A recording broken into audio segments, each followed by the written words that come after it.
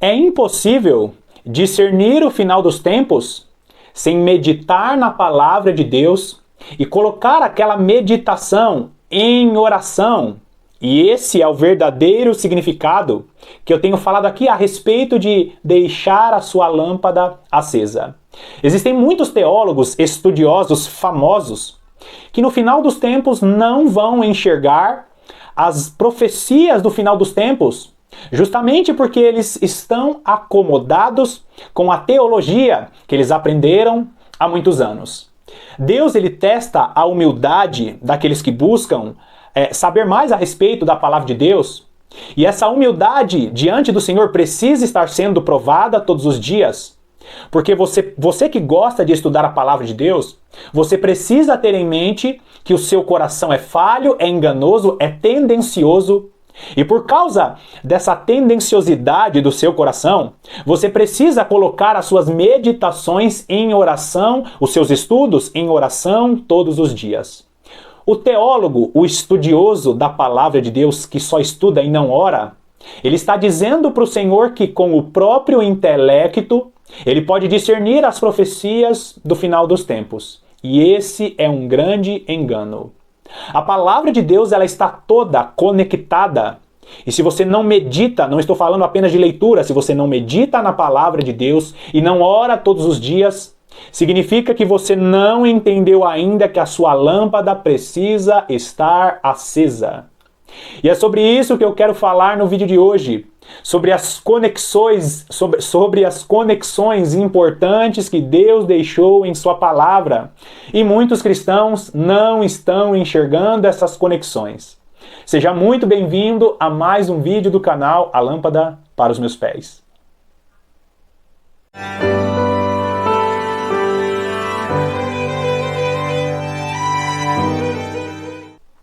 Eu preciso iniciar essa meditação de hoje dizendo mais uma vez: se você não conhece o ensino das duas casas de Israel, que fala a respeito das duas testemunhas, se você não conhece nem o básico a respeito das festas do Senhor, provavelmente o que eu vou falar aqui vai ser algo confuso ou talvez algo inédito para você. Eu sugiro que você assista os vídeos desses temas, das duas casas de Israel e também das 7 festas do Senhor. Eu vou deixar os links aqui na descrição para que você compreenda esta revelação maravilhosa que nós estaremos meditando nesse vídeo de hoje. As duas testemunhas, que eu tenho falado tanto, também as duas virgens ocultadas na parábola das 10 virgens, são também as duas oliveiras citadas pelo profeta Zacarias. Só que nós vemos a descrição da ressurreição das duas testemunhas no Vale dos Ossos Secos. O tão conhecido Vale dos Ossos Secos, vivido ali na visão do profeta Ezequiel, está relatando sobre a ressurreição das duas testemunhas e nós vamos meditar um pouquinho a respeito disso. Vai lá primeiro comigo em Apocalipse, no capítulo 11. Apocalipse, capítulo 11, vamos ler a partir do versículo 9, que diz assim: Então muitos dentre os povos, tribos, línguas e nações contemplam os cadáveres das duas testemunhas por 3 dias e meio e não permitem que esses cadáveres sejam sepultados.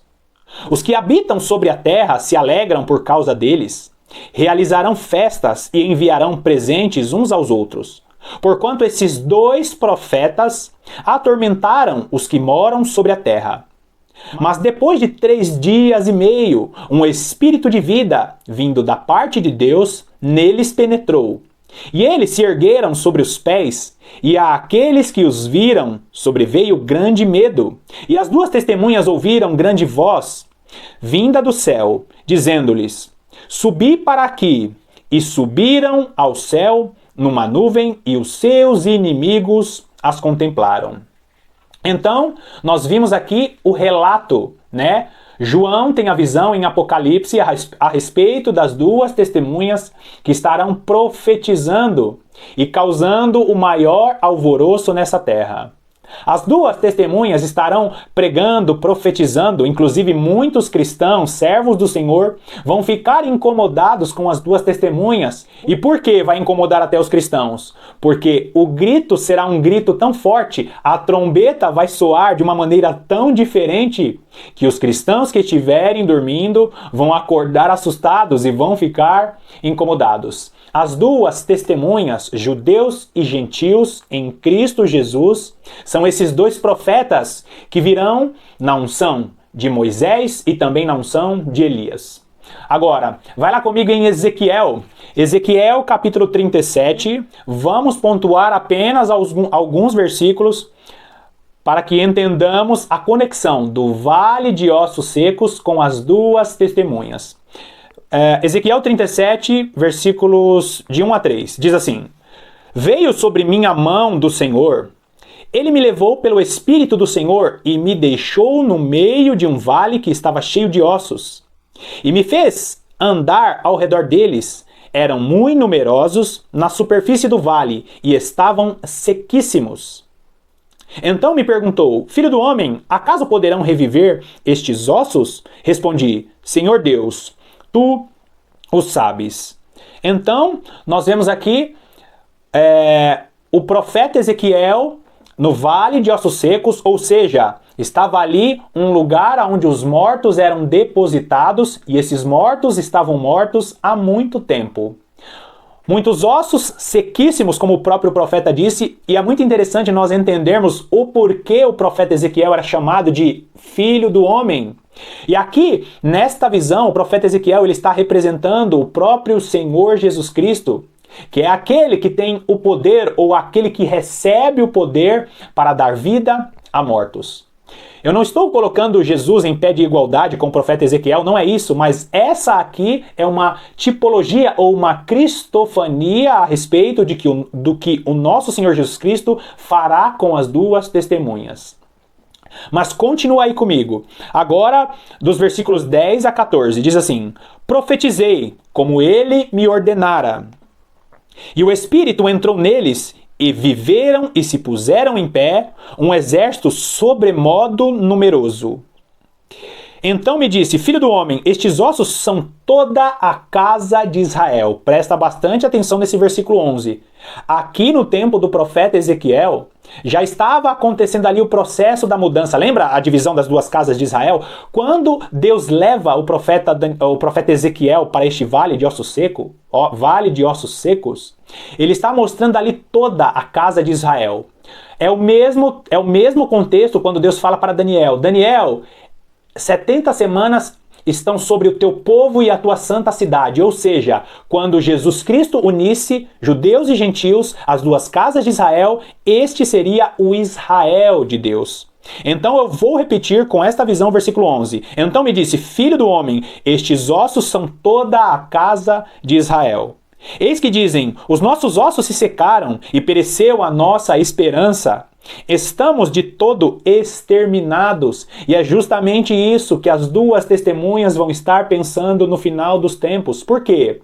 A Bíblia fala que Deus dará autorização e por um breve período o anticristo estará vencendo os santos. Muitos cristãos vão perder as suas vidas por causa da perseguição do homem da iniquidade, e eles vão perder as suas esperanças ao ponto de, nesse período de 3 anos e meio, muitos cristãos vão ser martirizados. E aqueles que estiverem vivos sem esperança vão dizer: Senhor, nós estamos aqui sem esperança, porque de todo exterminados. Versículo 12. Portanto, profetiza e dize-lhes: assim diz o Senhor Deus: eis que abrirei a vossa sepultura e vos farei sair dela, ó povo meu, e vos trarei à terra de Israel. Sabereis que eu sou o Senhor quando eu abrir a vossa sepultura e vos fizer sair dela, ó povo meu. Porei em vós o meu espírito e vivereis, e vos estabelecerei na vossa própria terra. Então sabereis que eu, o Senhor, disse isto e o fiz, diz o Senhor. Aqui, uma clara descrição da ressurreição dos mortos, que é aquele mesmo texto que eu acabei de ler no livro de Apocalipse. Em Apocalipse, no capítulo 11, o texto diz que o Senhor chama as duas testemunhas: subi para cá. E aqui o profeta Ezequiel fala sobre esse espírito de vida que é colocado, que é soprado sobre aquele vale de ossos secos. Então nós vemos aqui a conexão, e é muito interessante, porque se você olhar a continuidade aqui do capítulo 37, vai lá comigo, continua aí, Ezequiel 37, vamos ler agora o versículo 15. Veio a mim a palavra do Senhor dizendo, tu, pois, ó filho do homem, toma um pedaço de madeira e escreve nele, para Judá e para os filhos de Israel. Presta atenção nisso.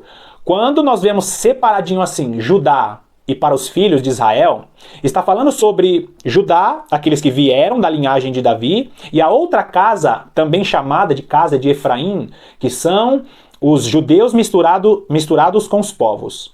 Deus fala para Ezequiel, toma um pedaço de madeira e escreve nele, para Judá e para os filhos de Israel, seus companheiros. Depois toma outro pedaço de madeira e escreve nele, para José, pedaço de madeira de Efraim, e para toda a casa de Israel, seus companheiros. Quando te falarem os filhos do teu povo dizendo, não nos revelará o que significa estas coisas? Aqui uma pergunta. O que significa isso? Ezequiel, depois da profecia do vale de ossos secos, mostrando ali a ressurreição das duas casas de Israel, dos dois profetas compostos por judeus e gentios, Deus pede para ele pegar a madeira e escrever para Judá e para Israel. E este ato de Ezequiel, que nós podemos chamar de um verdadeiro ato profético, é mostrando que em unidade os dois profetas vão estar agindo no poder de Deus, vão estar agindo no final dos tempos. E é muito interessante também nós notarmos que na descrição do vale de ossos secos, aqui está falando a respeito de que quando Deus levantar os seus servos, o seu grande exército, que são as duas testemunhas, este grande exército se tornará um exército poderoso. Aqui nós vemos uma forte conexão com o que está escrito em Joel.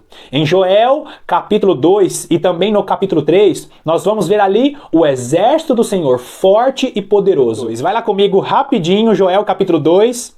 Vamos ler apenas dos versículos 1 a 3, que diz assim: Tocai a trombeta em Sião, e dai voz de rebate no meu santo monte. Perturbem-se todos os moradores da terra. Olha só. O toque da trombeta para perturbar todos os moradores da terra. Toque de trombeta nos leva para a festa das trombetas, que profeticamente representa o anúncio da palavra de Deus. No final dos tempos. Por que no final dos tempos? Tocai a trombeta em Sião, o monte da nova aliança. A trombeta estará sendo tocada para anunciar a nova aliança. Tocai a trombeta em Sião e dai voz de rebate no meu santo monte. Perturbem-se todos os moradores da terra, porque o dia do Senhor vem, já está próximo. Dia de escuridade e de densas trevas, dia de nuvens e negridão, como a alva por sobre o monte, assim se difunde um povo grande e poderoso, qual desde o tempo antigo nunca houve, nem depois dele haverá pelos anos adiante, de geração em geração. Olha o versículo 3. À frente dele vai fogo devorador, atrás chama que abrasa, diante dele a terra é como o jardim do Éden, mas atrás dele um deserto assolado, nada lhe escapa. Eu não tenho tempo para explicar mais a respeito deste texto, mas após o anúncio da palavra de Deus, o toque das trombetas, Jesus volta, arrebata a igreja, o exército do Senhor, que é a igreja, volta, as duas testemunhas voltam com o Senhor, depois da ressurreição dos mortos, como um exército grande e poderoso. Então, Jesus arrebata a igreja, dá o Espírito, o corpo glorificado à igreja, nós retornamos como um exército grande e poderoso. E nós passaremos a reinar com o Senhor, nosso Deus. Então, queridos, nós vemos aqui a forte conexão. Deus tem falado muito a respeito do poder que Ele estará dando para essas duas testemunhas. E nós precisamos acordar as virgens prudentes para que elas estejam atentas ao que Deus estará fazendo no final dos tempos. Mais uma vez, eu quero te agradecer pela sua incrível companhia. Que Deus te abençoe ricamente e eu te aguardo nos próximos estudos.